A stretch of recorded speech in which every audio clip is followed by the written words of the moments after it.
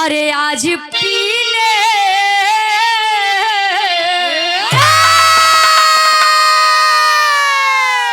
अरे आज पीने की दावत है यार, चांद पर बैठ कर हम पिएंगे। आज पीने की दावत है यार, चांद पर बैठ कर हम पिएंगे। आज पीने की दावत है यार, चांद पर बैठ कर हम पिएंगे। आज पीने की दावत है यारो, चांद पर बैठ कर हम पिएंगे। उनकी जुल्फों के साए में हंस उम्र भर हम नशे में अरे जिएंगे। उनके जुल्फों के साए में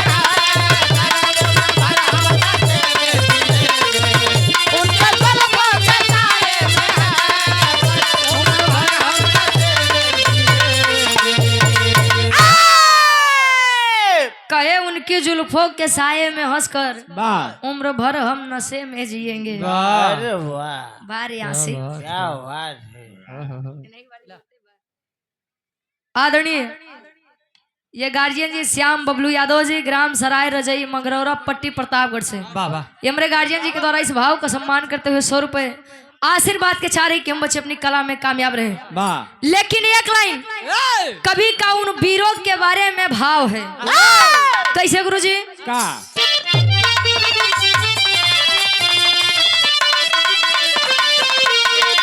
अरे जिसके सीने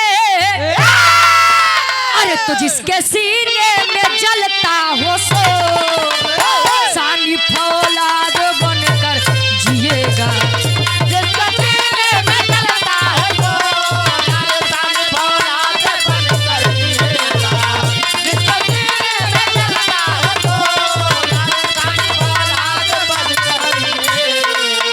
अरे जिसके सीने में जलता हो सोला सानी फौलाद बन के जिएगा। माने से कोई जहर भी पीना अमृत अपमान का ना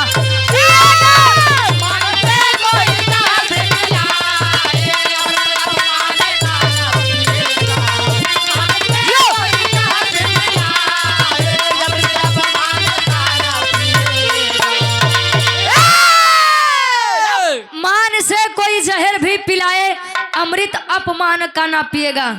जे मर्द बा कोई अगर सम्मान से जहर भी पिला रहा है तो हंसी खुशी पी लेगा, लेकिन सम्मान अपमान का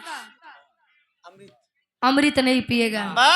लेकिन यार तो जानत है पहले एक नारद रहे, आज हर घरे में 2 नारद जन्म लेता है। यार के बात वहार, वहार के बात यार, झगड़ा लगाए के बाद बस अब जान ले बढ़िया बा।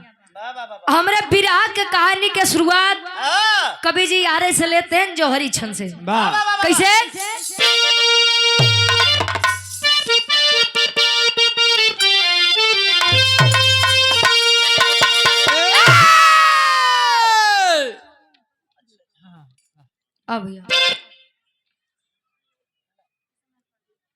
आदरणीय हृदय के गार्जियन जी आप किशन लाल पाल जी, स्वर्गीय दादी हमरे बाबूजी के बड़ी माता हैं, आशीर्वाद के चाह रही है 500 रुपए देकर सम्मान किए।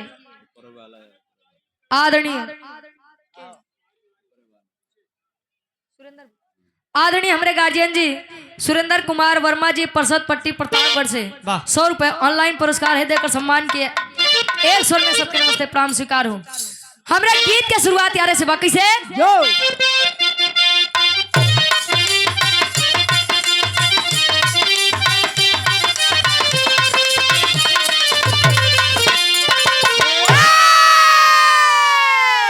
तो कहती हूँ बड़े यदब से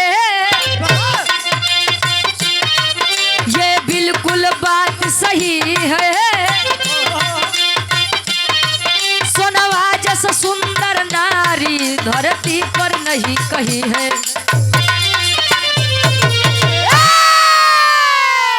अरे तो चर्चा थी चारों बोरी, चंदा से सुंदर सुनावा, देवला को चिंता रहती ना लागे जादू टुनवा। कहती हूँ बड़े अदब से ये बिल्कुल बात सही है, और सोनवा जैसे सुंदर नारी धरती पर नहीं कही है। ए भैया, शादी करके जब महोबा नगरी वापस आए, धीरे धीरे समय बीता, दोनों के संयोग से एक बच्चे का जन्म होता है जिसका नाम इंदल बताया जाता है। सोनवा जी उस समय की सबसे खूबसूरत नारी थी। जहाँ देखा खूबसूरती के बखान, अमाई देवला के चिंता रहे हमारे इतनी सुंदर पतो क्यों के जादू टोना नहीं लग जाए। सावन के महीना में माई सोनवा जी बैठी है अपने कमरा में, सखी सहेली आई, कहीं सोनवा जी ए रानी अगर या मौसम में सावन के महीना में अगर झूला झूले के मिल जाए, कजरी राग छेड़े के मिल जाए, तो सावन महीना के बातें अलग हो जाए। तब सोनवा जी करत थी का,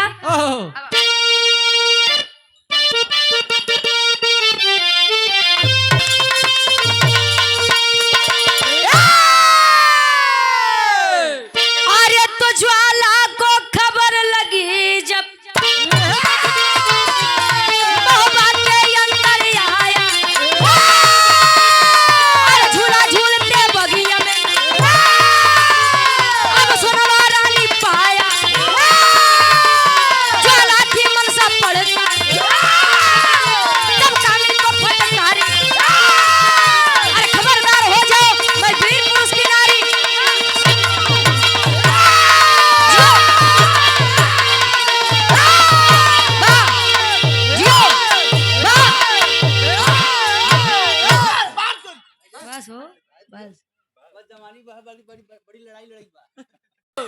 अच्छा, जब इतनी बात हुई सोनवा जी, अच्छा उदल जी नीचे मोछी पत्ता दे के, पहले के पुरनिया काका दादा मोछा रखे में बड़ा शौकीन होते रहे। अब एक जने बाबूजी बैठा रहे भाई साहब का लगा कितना बड़ा एक बाबू बैठा रहे ना, वे दिखा नहीं है, खाना ना खाती है पतो डर के मारा गए घरे। पहले के लोग मोछा दाढ़ी रखे में बड़ा शौकीन होते रहे।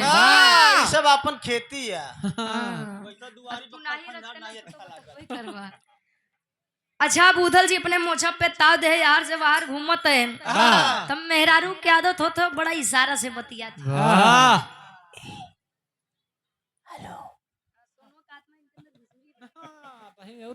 सोनवा जी इशारा से बोलावत है उदल जी के, ए देवर बबुआ। इंग्लिश पढ़ावे जाते, इशारा दे। अच्छा उदल जी आए, बोला भौजी का बात बा भौजी आए। सोनवा जी सारी बात बताई, कहीं झूला झूले के इच्छा बा, लेकर आए कदम के बगीचे में। जब आए तो एक काम करत है, हमरे बिरहा में बड़ी सुंदर गीत लगत बा, कोनो लड़की बतावत बा कैसे।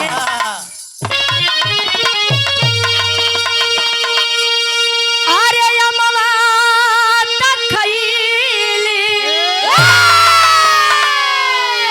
अरे अमवा तखैली, हई कोई लरिया खींच के मरली रे दगिया, लगी रे गई की दगिया, लगी रे गई ता हमरे कोरी रे चुनरिया रे दगिया, लगी रे गई ना ता हमरे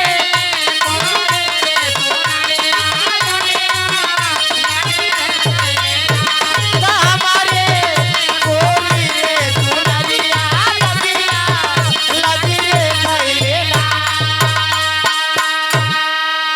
एक तनी सा बदला कोनो पतो बतावे। खोल बउआ अपन खोल।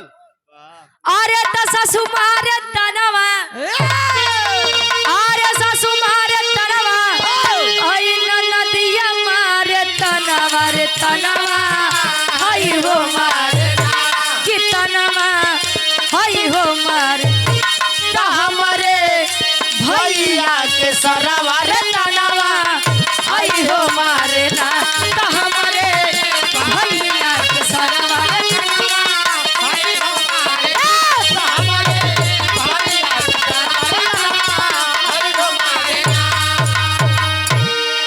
झूला डाल के ए भाई एके बंद कर दे।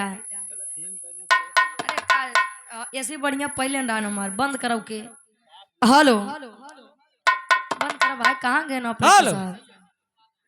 हेलो ठीक है चल अच्छा बढ़िया बोले। ये हमारे गार्जियन जी ए भैया उदल जी कदम के बगीचे में झूला डाले, झूला डाल के कहे कि हम मर्दों का काम है झूला झूलना नहीं है, चल दिए शिकार करने के लिए। अब बगीचा में झूला पड़ा बा, सखी सहेली कजरी गावत है। आज अभी आवाज सुन के ज्वाला सिंह आए तक करत का कवि जी भाव में लिखत है।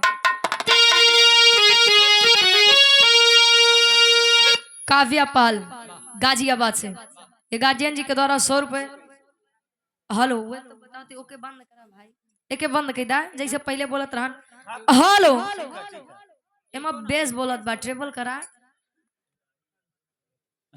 आदरणीय खिलाड़ी यादव जी ठनेपुर की पावन सरजमी से आशीर्वाद के चाहे। हेलो ए भैया कवि जी भाव में दर्शावत तैनु हुआ के दृश्य कैसे। आर्य कदम के बगिया में, आर्य कदम के बगिया में आइल बेईमानवा जहाँ झूलना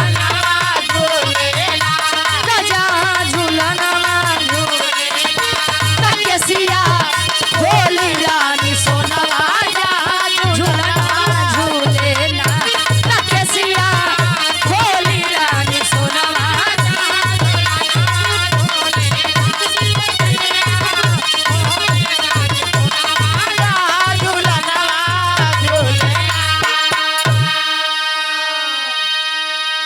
आया कदम के बगीचे में सोनवा जी को देखा और देखते ही रह गया। हमारे सामने जब कोई सुंदर व्यक्ति आता है, सुंदर चीज आती है, वस्तु आती है, तो हम उसे बड़े ध्यान से देखते हैं। अब ज्वाला जैसे सुना था सोना के बारे में, जब सोनवा जी का सामने से देखे तब देखते ही रह गया। अच्छा देख रहा है सोनवा जी, तब देखे कस कौन है आप, कहाँ से आए हैं, कहाँ से आए हैं।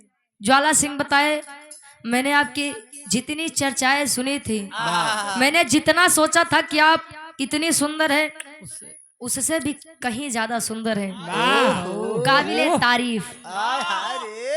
ता प्रेम हो गया है आपसे। वाह आई लव यू। इंग्लिश पढ़ावे कहे मुझे आपसे प्रेम हो गया है, विवाह करना चाहता हूँ। सोनुमा जी जब इतनी बात सुनी कहीं पागल हो गए हो, दिमाग खराब है तुम्हारा। मैं हाफ हो गए हो। अच्छा माइंड हाफ के मतलब चूड़ी कुल ढील हुई। अरे पागलों का हाफ माइंड कहा थी। अच्छा जब इतनी बात इको कम करा भाई, जब बढ़िया से गाओ थी नहीं। हेलो ठीक है सही है। हेलो हेलो ठीक बा। अच्छा जब इतनी बात सुने सोनवा जी बता रही कि पागल हो गए हो, मैं एक विवाहित लड़की हूँ, महोबा के राजा आल्हा के पत्नी हूँ। उदल हमार देवर है ना, सब बात तो छोड़ा, हमरे एक लड़का जेकर नाम इंदल बा। आल्हा उदल के नाम ज्वाला सिंह जब सुने तो एक बार पीछे हो गया। चौक ले ले। ना ना ना, जब प्यार किया तो डरना क्या, और जब डरना तो फिर करना नहीं, फांसी लगा के मरना क्या। कहे अब चाहे जो भी हो, अंजाम कुछ भी हो, लेकिन आपसे मैं शादी करूंगा। छोड़ ना सके तो है। ता सोनवा जी समझावत एक बात, का समझावे।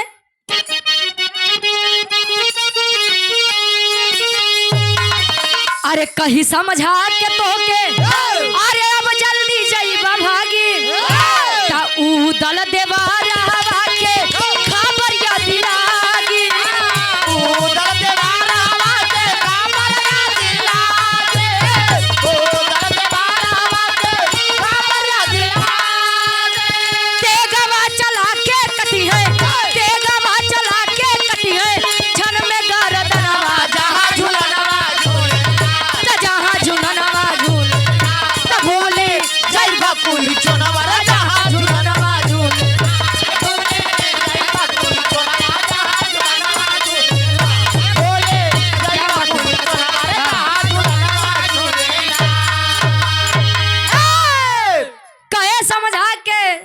जल्दी जइबा भागी और उदल देवरवा के खबर यदि लागी चले जाइए, प्रेम से समझा रही हूँ।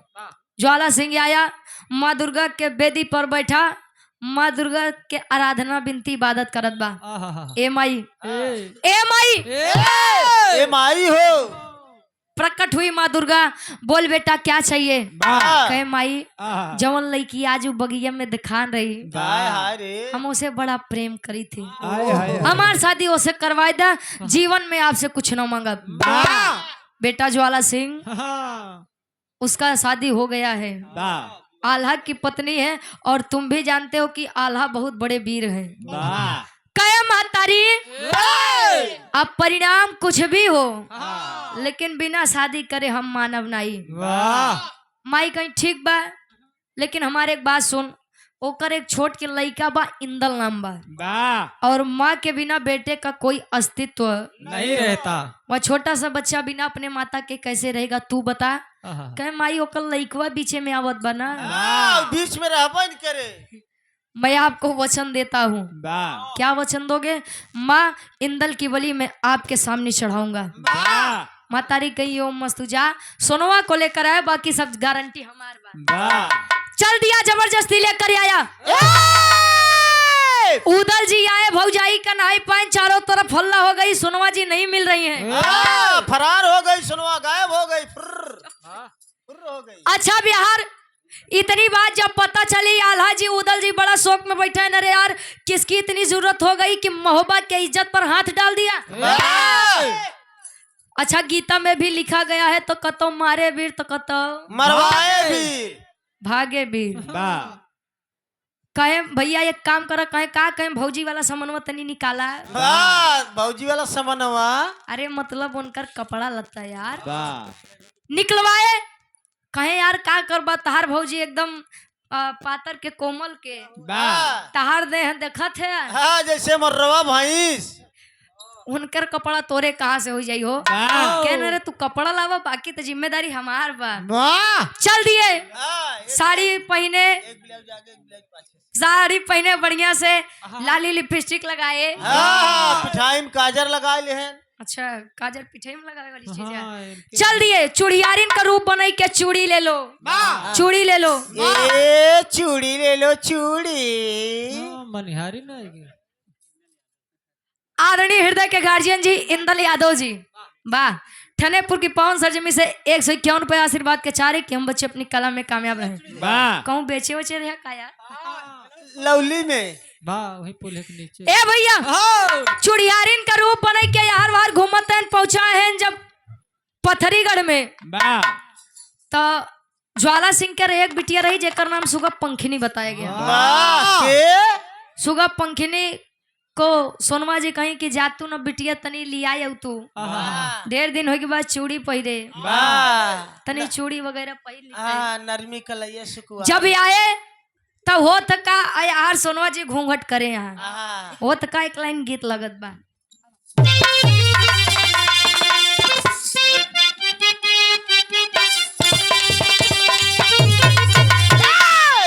लड़की कहे हम गवनवा नहीं जा,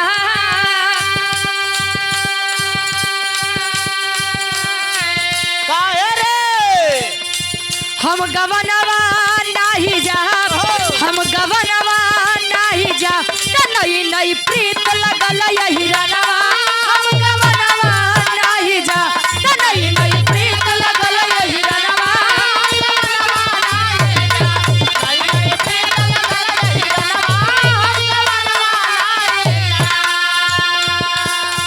लेकिन कवि जी भाव लिखते हैं,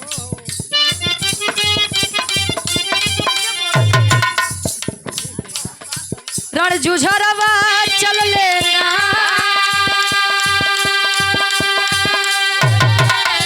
रण जुझरवा चल लेना, रण जुझरवा चल लेना, दल बन गई ले चूड़ी हरवा, रण जुझरवा चल लेना। क्या बात है, दल बन गई ले चूड़ी हरवा, रण जुझरवा चल लेना। पहुंचे आ जैसे सोनवा जी के उ नरम कलाई धरे पहिरावे खातिर चूड़ी तले होत का सोनवा दिहाली हाथ बढ़ाए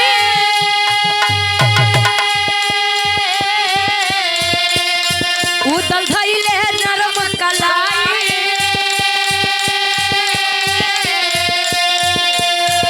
त घूंघट हटे त देखे चेहरावा घूंघट हटे त देखे चेहरावा राजू धरवा चले घूंघट हटे त देखे चेहरावा राजू धरवा चलेगा घूंघट हटे त देखे चेहरावा राजू धरवा चलेगा कलाई को पकड़े हाँ। हवा चली सोनवा जी का घूंघट जब उठा सोनवा जी का उदल जी देखे फेंक के चूड़ी उड़ी खड़ा हो गए का भौजी हाँ।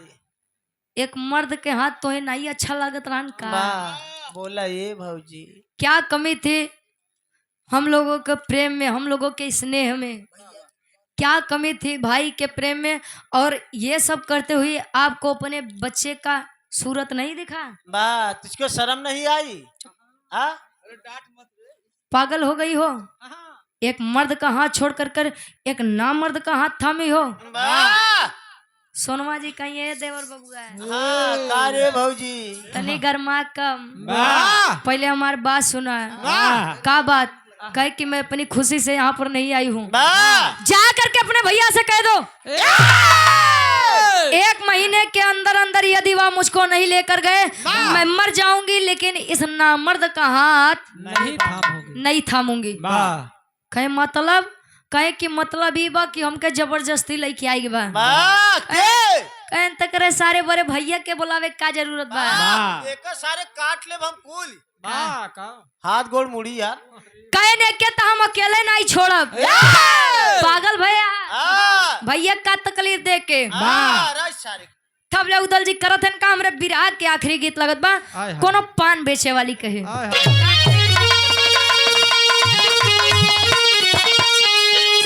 अरे कोठे ऊपर कोठरी अरे हलवैया के दुकान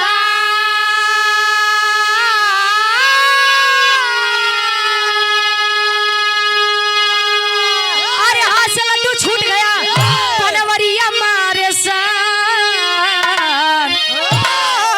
अरे पनवा खैला राजा हमारी दुकान खैला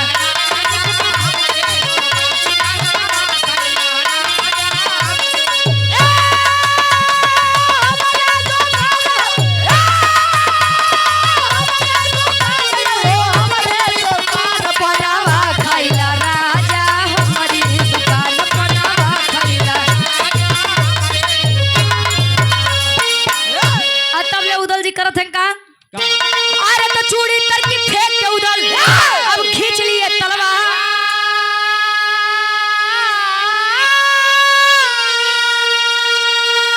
अरे तो काली सोनवा मान जदेवर अरे पैया भरी तोहार अरे ऐसे ना पैबा ऐसे ना पैबा ज्वाला के तू हमारा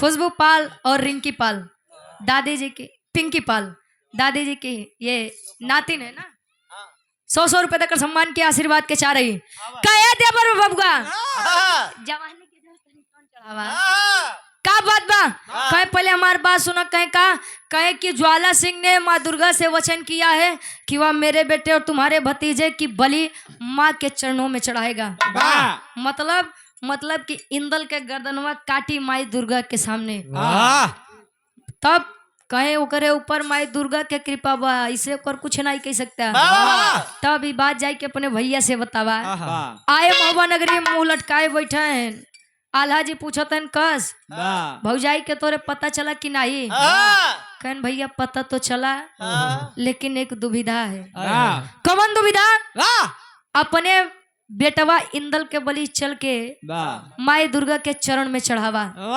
तबे ज्वाला सिंह के कुछ बिगड़ी नहीं, तब बिगड़ी उगड़ी इतनी बतिया जब आल्हा जी सुने पिता मोह जाग गया।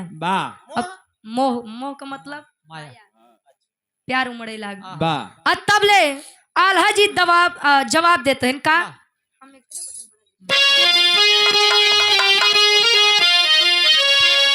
अरे लौटे महोबा में अब महोबा के बाघा ता उदल के रोवल देखल तब आल्हा दादा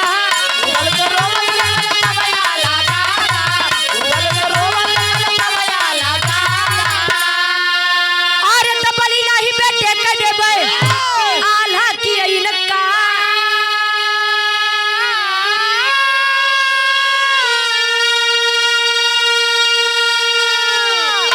अरे तो भला ई बिन मेहरारू के जिंदगी बीती हमार अरे ऐसे ना पैबा ज्वाला के तू हमारे हेलो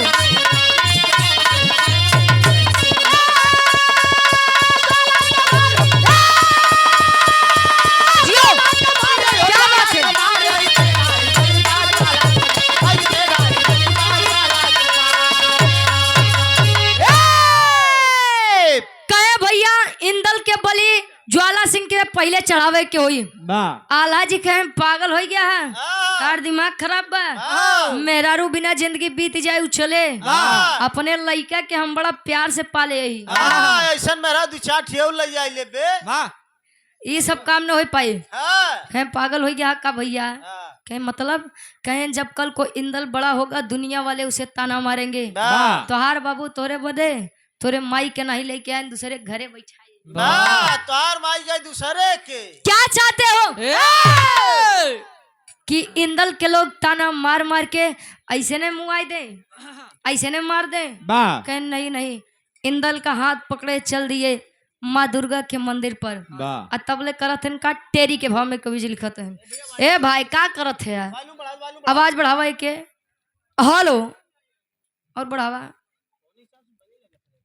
हेलो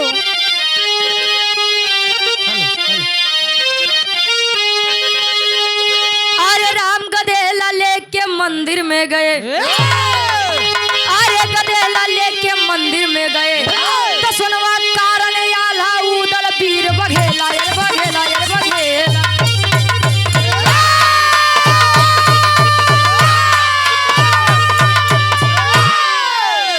गधेला लेके मंदिर में गए तो सुनवा कारण आल्हा उदल वीर बघेला गधेला लेके मंदिर में गए चल दिए।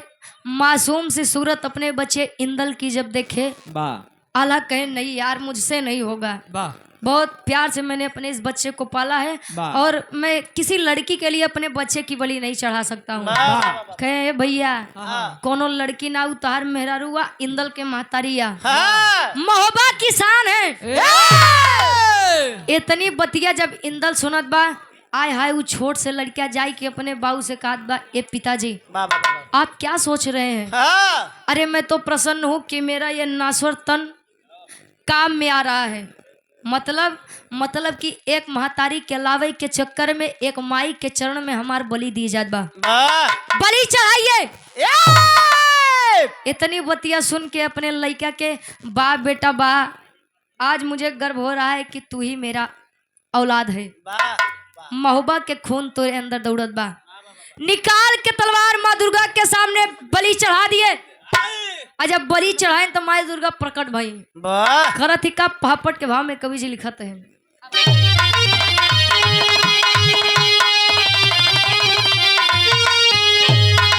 अरे बलि चढ़ौते डोलल बा असनवा दुर्गा बोली हो। अरे तो बलि चढ़ौते डोलल बा असनवा दुर्गा बोली हो। तब मांगा आल्हा मांगा तू वरदानवा दुर्गा बोली हो।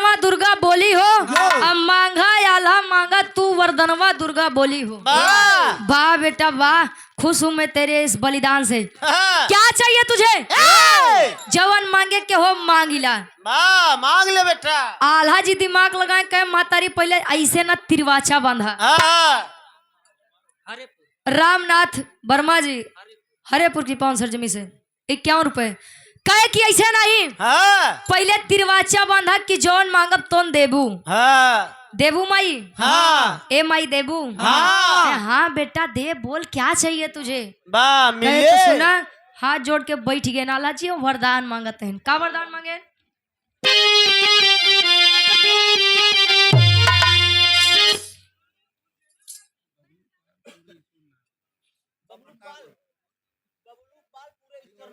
आदरणीय हमारे गार्जियन जी बबलू पाल जी, पूरे ईश्वरपुर की 500 जमी से हमारे गार्जियन जी।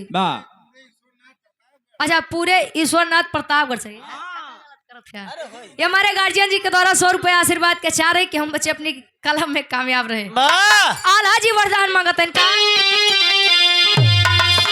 अरे जिंदा कर दो लाल को मेरे, वर दो वर की रानी हो, तो ज्वाला सिंह के गर्दन रण में अलग करा महतारी हो। अरे ये मस्त काली उड़ली गगनवा दुर्गा बोली हो, तब मांगा आल्हा मांगा तू वरदानवा दुर्गा बोली हो।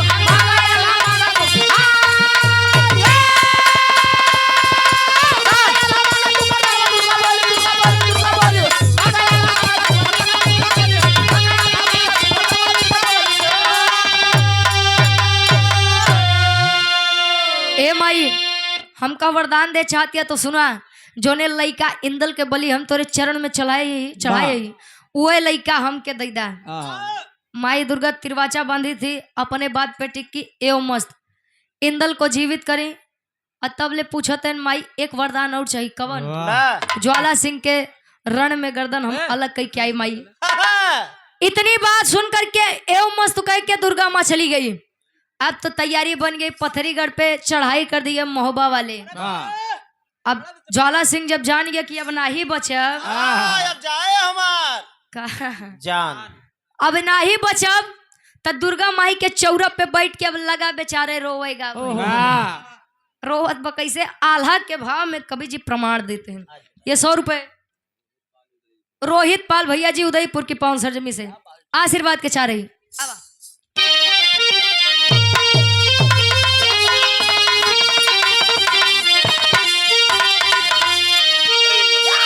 अरे तब पथरी पे चढ़ाई कई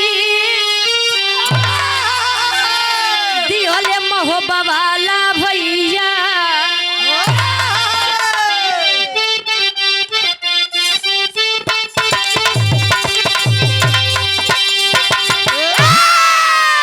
अरे तो ज्वाला के खबरिया लागल होते ही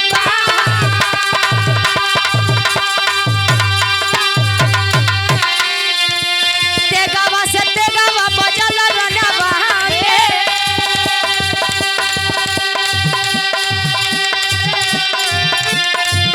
अरे दुर्गा जी के मंदिर पहुंचा हो ही के लाचा।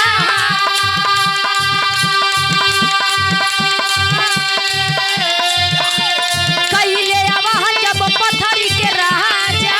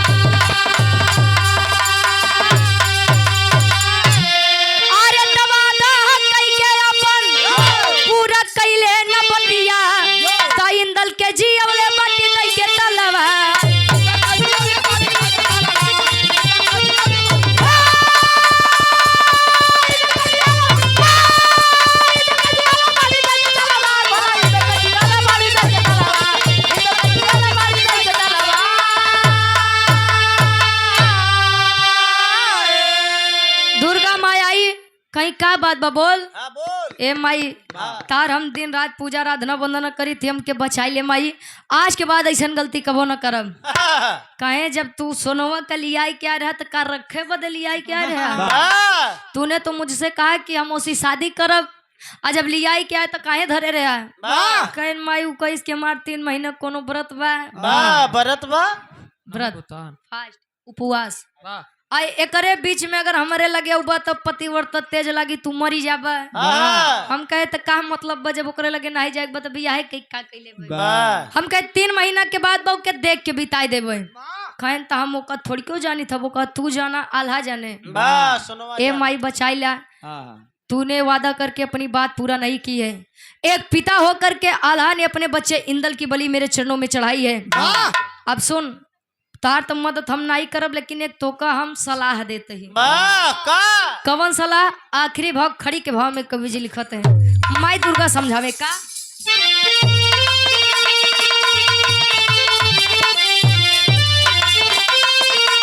अरे काली दुर्गा माई ज्वाला न मचावर रिया, जोड़ा आला उदल संगे नाता के डोरिया।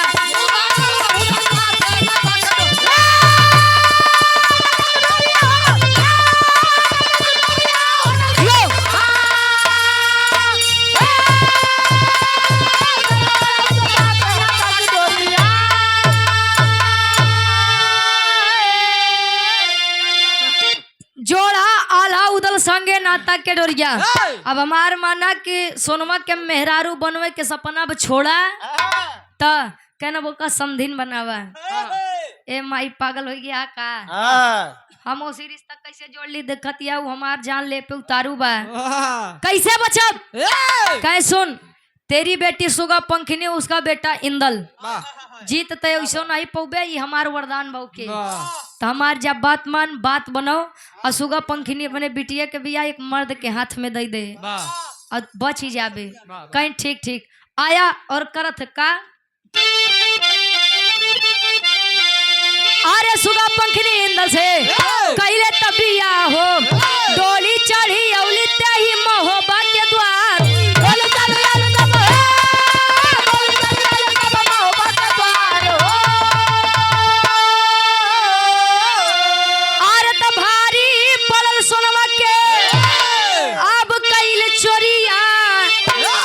जोड़ा आला उदल संगे नाता के डोरिया।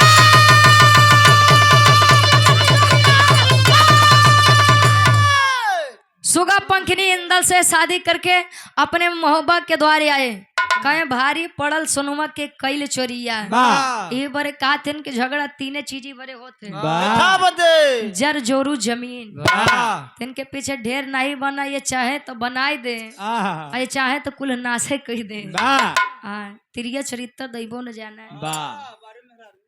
आखिरी में खानदान के परिचय बा, फिर हमारे गार्जियन जी के फरमाइश बा डॉक्टर बी आर अम्बेडकर साहब के कोनो गीत हो। गुरु बिहारी गुरु गणेश गुरु रामलाल मुरबाद का।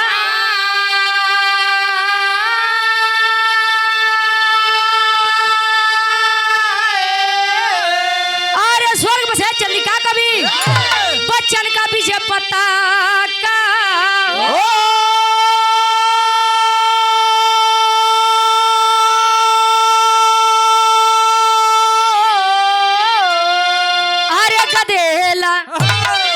लेके मंदिर में गए, रुचि गया